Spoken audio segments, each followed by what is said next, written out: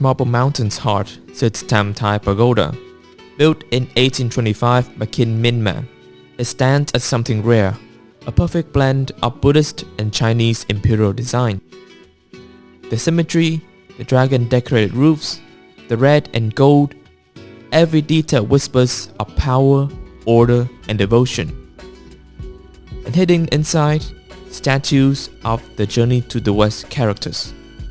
Sun Wukong, Tripitaka, all 5 pilgrims of the ancient Chinese epic. Such syncretism and assimilation shows how Chinese culture has influenced Vietnamese culture.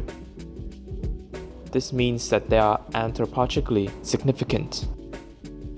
But here's the problem. Nobody seems to know they're here. War changed Vietnam, then tourists transformed Marble Mountain into a commodity. Our question: how do visitors of different backgrounds, Vietnamese elders, young Vietnamese, and foreigners, actually engage with these sacred objects? And what does it reveal about the line between worship, heritage, and commerce?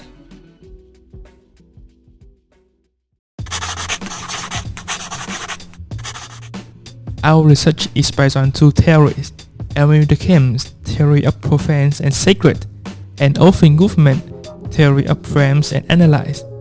Durkheim is a French sociologist. So society divided into 2 parts: sacred and profane. Temple shrines are treated as sacred. Marketplace, daily life are treated as profane. The difference is how we treat them. A statue isn't sacred until the community say it is. It is only until we bound, until we light incense. Goffman, a Canadian-American sociologist who studies frames. Frames are mental scripts that tell us how to behave. In the pagoda worship frames, you are quiet, you bound, you pray, and light incense. But with the tourist frames, you take picture and you move on.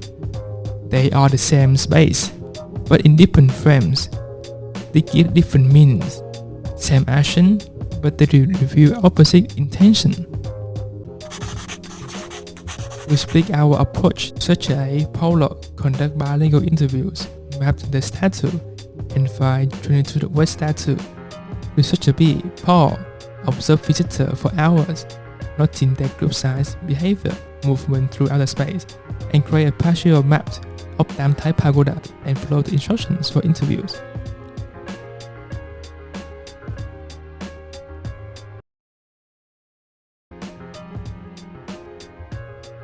From our observation, we mostly find foreigners. Most of them are Americans and Europeans that would wear casual clothes and even bring cameras to take photos of the statues and the pagoda. As you can see from our field recording sheet, we recorded about dozens of foreigners, possibly as much as 100. But for Vietnamese people, there are much less. For our individual observation log, there are 5 boxes of data: the time at which the people visited, the category of visitors, their dwelling time, which statue they focus on, their behavior, and my own description about them. On the second page here is where I recorded most of the observation. Most visitors traveled either in tours, families, or individually as pointed. If traveled in tours, tour guides told common stories like touching the Laughing Buddha statue, Grand Luck, and the Laribia on the pagoda's windows reflect the locals' people taste. All observed young Vietnamese and foreigners exhibit tourist frames, while we only observed 3 Vietnamese elders who exhibit religious behavior, and 2 who display both religious and tourist frames. Finding 2. During our research, we interviewed dozens of people, foreigner and young Vietnamese alike. It's okay for I asking you for 2 minutes.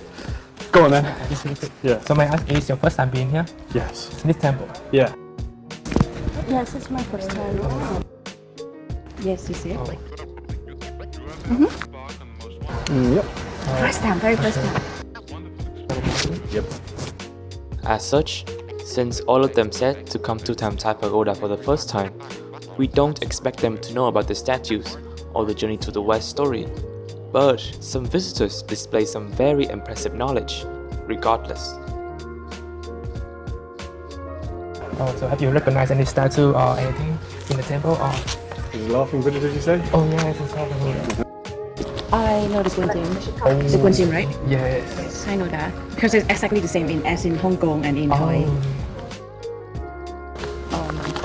But that is a Buddha. Yes. Yes. But in the different, how to say, era, I think, for the Buddha, right? Yeah. This man, Buddha. Yeah. I know that he symbolizes Oh. Nana, yes? Yes, absolutely. Have you ever heard the story called Journey to the West? Quite famous in Asia. Yeah. Never saw it. No, no. Oh, yes, Yeah, yes. okay. Is that The Tang Wu. Samchan? Yeah, the Mhm, Wu, the where the Wukong. monkey and the pig. Yes. Yeah, that go and Himalayan Mm-hmm. area to fly something. Yeah.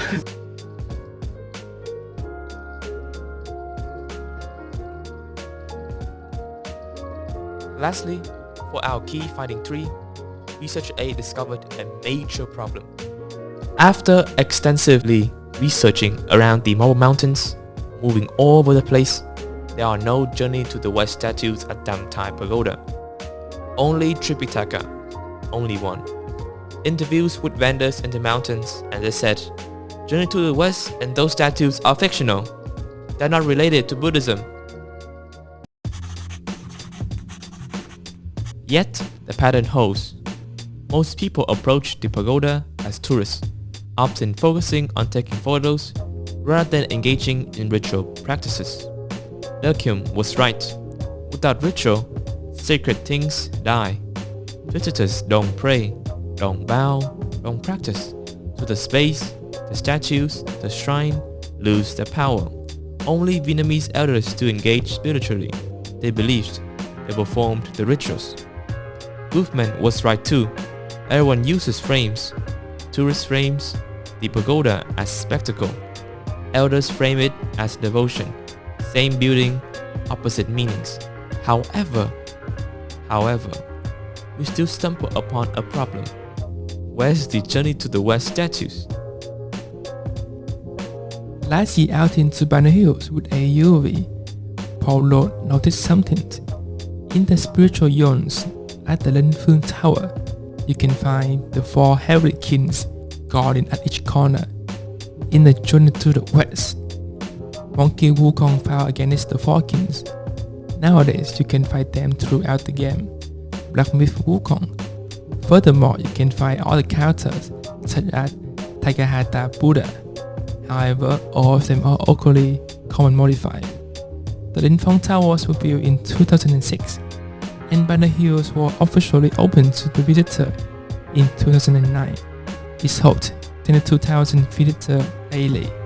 This character was more or less commodified. They exist to profit, not to enlighten. What we discovered is that tourism has transformed these sites. They have crossed from sacred to profane and from meaning to money. Most visitors are tourists, foreigners simply passing through, unaware of the spiritual way that once lived here. Even if they know about the statues or the Journey to the West story, their knowledge are only fragments, only surfaces. Aligning with Durkheim's sacred profane distinction, when a space loses its collective religious meaning and becomes driven by commercial and touristic purposes, it crosses from the sacred into the profane. And so, when the locals become detached from these statues, they simply only saw them as commodities. And that's the real loss. Not the missing statues, but the missing meaning. As societies chase wealth and success, we abandon the very thing that built us, shared belief. Success-driven frames motivates people to focus solely on success. People are more pressured to be successful and rich, forgetting that, throughout history, it is religion that gives birth to society and raises humanity to where it is now. Shared sacred ground, history, religion, culture, transformed into experiences that consumed and forget.